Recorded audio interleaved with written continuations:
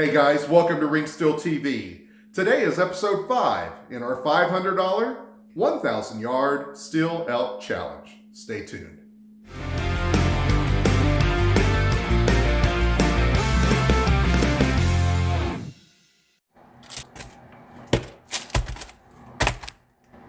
Okay guys, we got a pile of stuff here. What we're going to do today is we're going to install the Bipod. This Bipod was $18.14 shipped from Amazon. We're going to need some kind of cheek riser, I'm pretty sure, for the scope. This cheek rest was $12.99. This was purchased on Amazon. I also want to put another sling stud in the gun. One of them will be connected to the Bipod, and this one will actually connect to the sling. These little sling studs were $2.99 on eBay. We're also going to install the Thompson Center Compass MCarbo spring kit. This is supposed to reduce the trigger weight. I think 50 or 60% is what they claim on their website. So we're going to give this a try here. This was $25.90 delivered. And then finally, just a basic sling. This sling was purchased at Walmart. I got it locally, $10.72 with tax. So let's get started. So guys, back here with the gun, we've already installed the muzzle brake and the Picatinny rail on this gun. And before we mount the scope, I want to go ahead and install some of these other accessories inside the stock. We'll want to do a drop on the gun with the trigger just to ensure that it's still safe from 6 inches, 12 inches or so, and we'll just drop it on its butt pad and make sure that the trigger doesn't release. I want to do that without the optics on the gun. Because this is a budget build, I don't want to take a budget scope and drop it from any distance right now. So we're going to get started with this. First thing we want to do is we want to take the stock apart.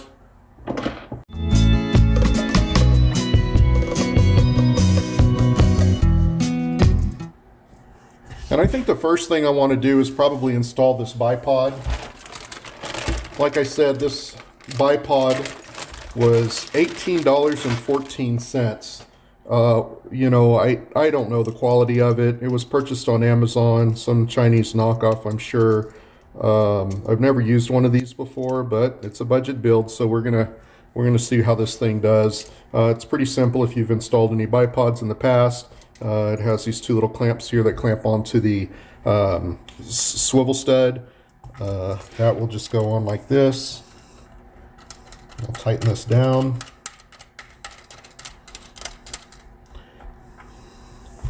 Make sure it's straight.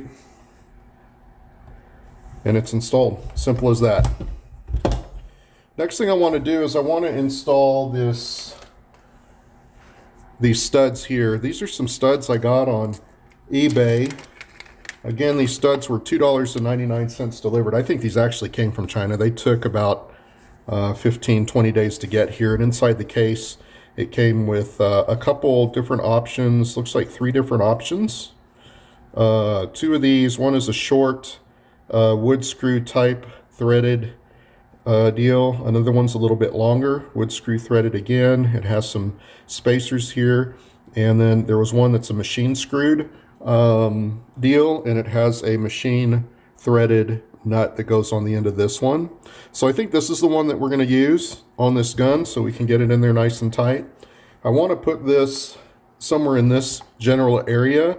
I want it to be far enough forward that it doesn't interfere with holding the rifle when it's shouldered, but it needs to be far enough back that it doesn't interfere with being able to adjust the Bipod. And this Bipod actually tilts like this, and this is the adjustment here to be able to tighten that down. So I've seen some of these that have a little bit of lever on it that you can actually use the lever, and maybe we'll go back and get that, but for now this will work just fine. So anyway, what we're going to do is we're going to take a look on the inside and see where we can mount this. You can see that this gun here has these chambers, and what we want to do is pick a chamber in a location that's not going to interfere with this. And just looking at this, it looks like we want to go right up inside this corner here. And to ensure that we have enough room, I'm going to take this nut and I'm going to put it down in there and just push it up against the chamber. And then we'll take a little drill bit that goes down into the nut, and then I'm just going to make a little bit of mark here in the location that we actually want to drill a hole. Okay, I should give that nut enough room, clearance inside the chamber so that we can install it. And I don't know if you can see the little hole there, but there's a little deal there where we'll drill that out. So let me go drill this out and I'll be right back. Okay guys, you can see here I've drilled the hole. We're just going to remove this bipod real quick so that we can get better access to it to tighten it down. Okay, first thing I'm going to do is I'm going to deburr it just a little bit. There's some leftover plastic around it. Looks great. And now what we'll do is we'll take this, I'm going to put one of these little washers underneath it and we'll screw it down into the hole. This was a 3/16 hole is what I ended up doing. Some of you guys are probably asking, Steve, why are you putting a sling on this thing? You know, it's a budget build. You need to stay under some costs. And honestly, guys, it's a hunting rifle. And I fully intend to hunt with this rifle. So, you know, we should set it up like a hunting rifle. And so any hunting rifle I would take into the field would actually have a sling attached to it. We'll screw this down onto the stud.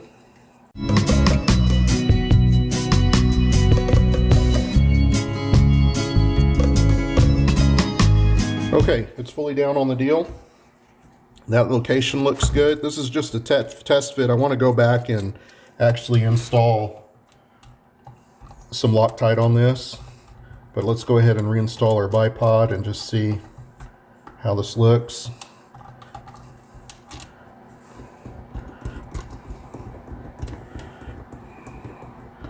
And that we've got good clearance. Okay, that looks great. There's plenty of clearance there to be able to adjust that. That's what it looks like down inside the deal there. So what I'm going to do now is I'm just going to uninstall this, take out this mock-up of the sling stud, and we're going to put a little bit of Loctite on it.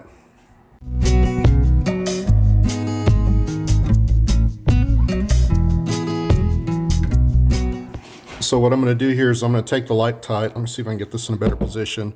And you can see the nuts down in there. I'm just going to put some Loctite on top of the nut. And then we're going to thread the nut up, get it into the threads, and then I'll thread it back down.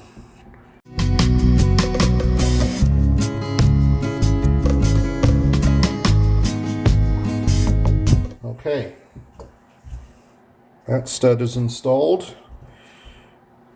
It has Loctite on it. And we'll go ahead and stick our bipod back on now.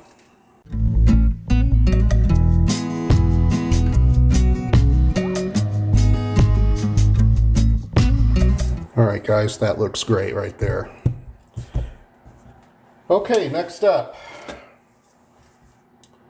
what I'd like to do is install the cheek riser. This cheek rest was, like I said, purchased on eBay. No, this was purchased on Amazon, sorry. Let's take a look at it.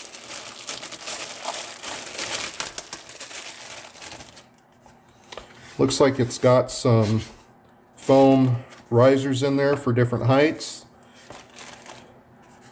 3 different heights. Maybe these can be stacked on top of each other. This should work just fine. So these foam risers go back here on the buttstock, and then the neoprene will slip over the top of that. I think what we'll do here is we will slip this on right now. I want to put this on. I don't think it'll go over the back of the butt. I think what we need to do is we actually need to slide this over the front and all the way through. So let's do that now. I'm going to take this bipod off. and then we'll slide this over the stock while it's off. And you can see this thing is shaped in a way that this back section here is wider than the front section, so we know it needs to go on this way here. This is the cheek rest piece of it, and the seamed side here, which is stitched and taped, it appears to look like, maybe even glued too. This piece will go down. So let's install this over the stock now.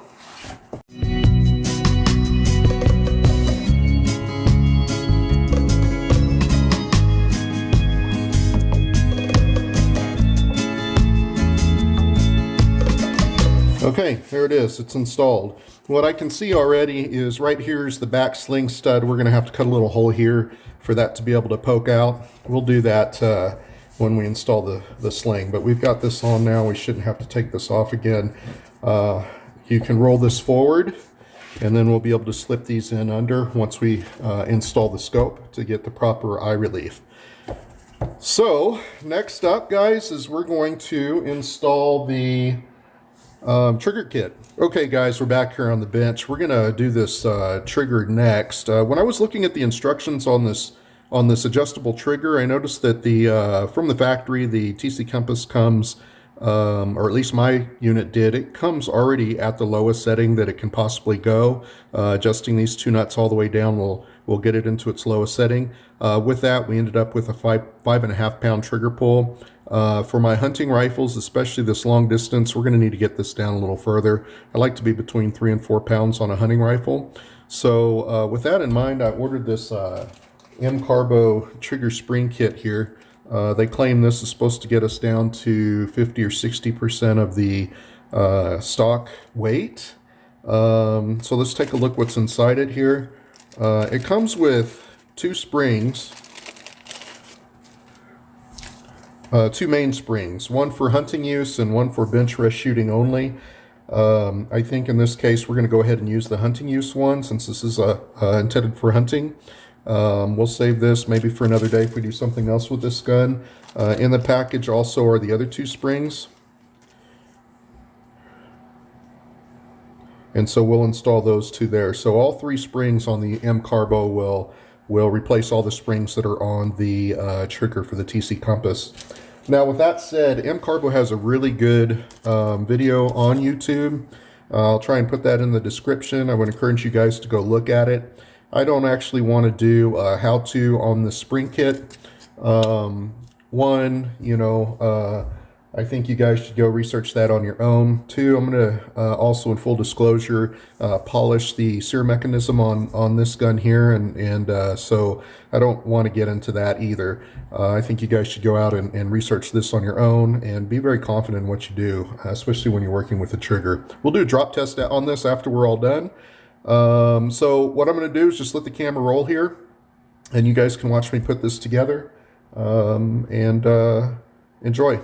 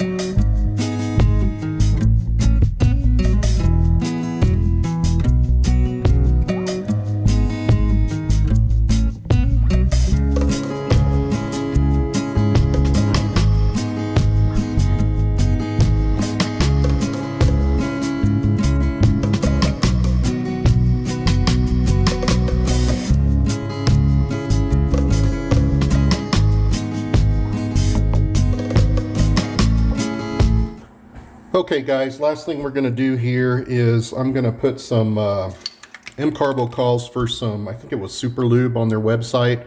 I'm going to use this liquid wrench. I like the dry lube better. It doesn't pick up the dirt. So we're just going to get a couple of these little areas here.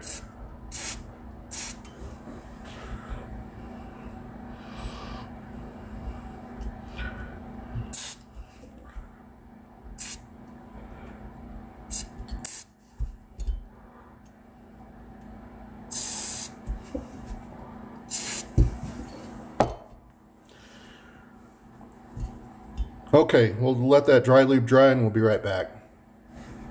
Alright guys, so the solvent is dried up. We'll give it another test here and then we'll put this gun back together.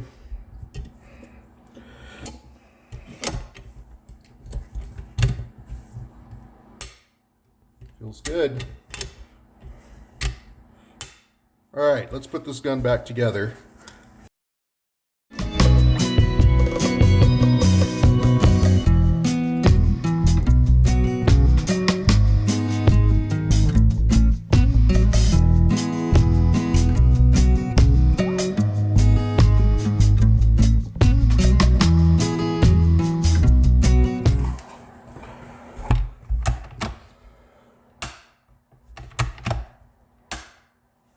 All right, that's pretty good. Let's see what we've got here. We'll do a few pulls and see if we're still consistent.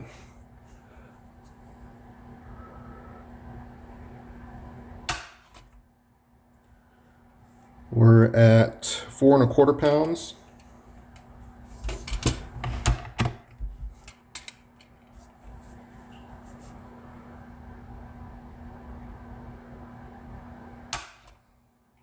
£4.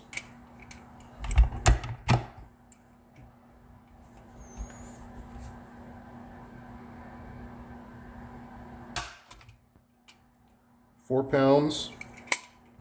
Go one more time.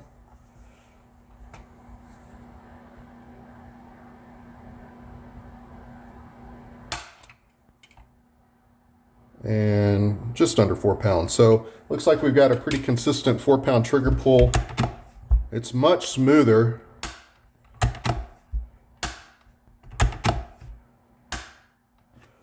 Not quite up to the 50% reduction, but we did reduce 1.5 pounds to 4 pounds. I think this is great for a hunting rifle. I would actually like to know what the benchrest shooting spring would do. I'll tell you what, let me put it in and let's just take a look at it and see where we end up. Okay guys, I went ahead and put the benchrest shooting spring in there. Let's see if there's a difference.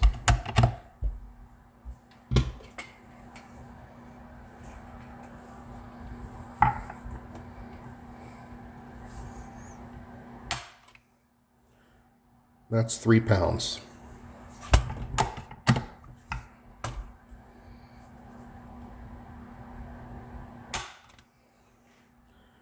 Again, a 3-pound pull.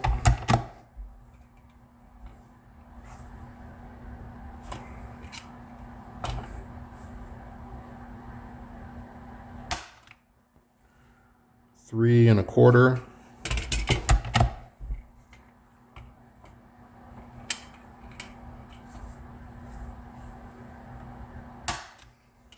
£3.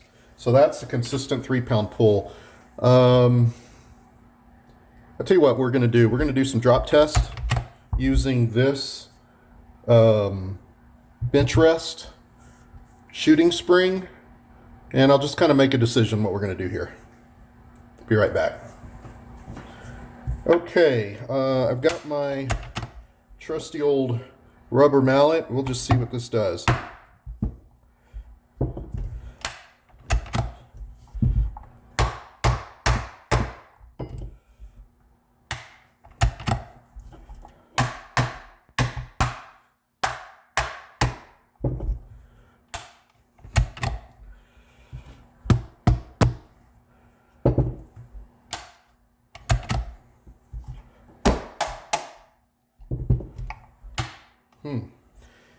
Okay, no issues there. Let's drop it and see what it does.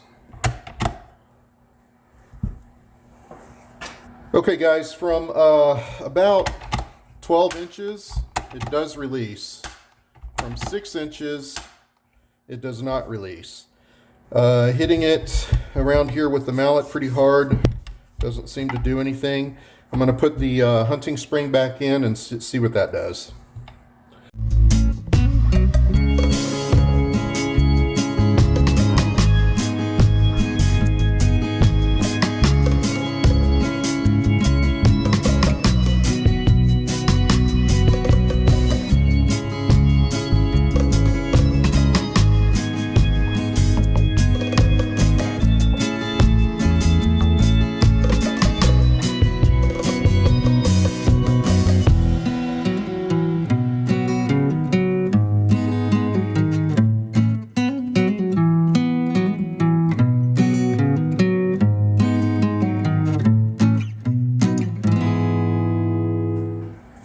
Okay guys, so we'll do our drop test again and see where we end up.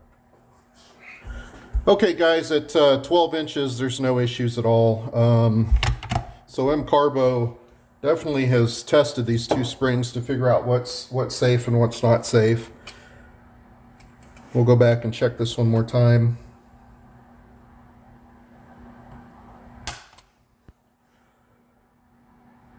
Just under 4 pounds.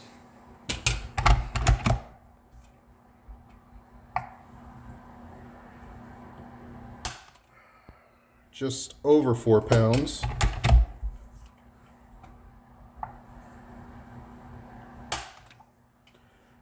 Just under 4 pounds.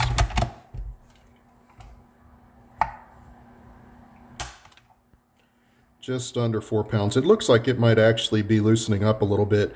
We're at 3 3/4.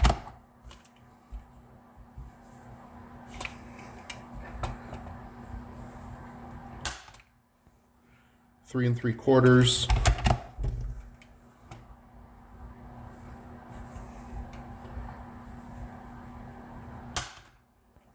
3 3/4 now. It's settling in. So this is where we're going to leave it. We're going to use the hunting spring and not the benchrest spring. And the trigger is much improved. So okay, I'm feeling pretty good. So guys, right here, I'm just using a little nail polish to put on this screw that adjusts the over travel on the trigger. I didn't feel like the blue Loctite was holding well enough, so that's the purpose of this deal.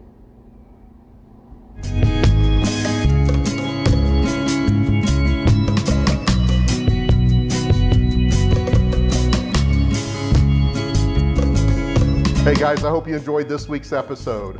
If you liked what you saw, please like and subscribe below. If you have any comments, also leave those below. I'm always happy to answer any questions. And until next week, happy shooting.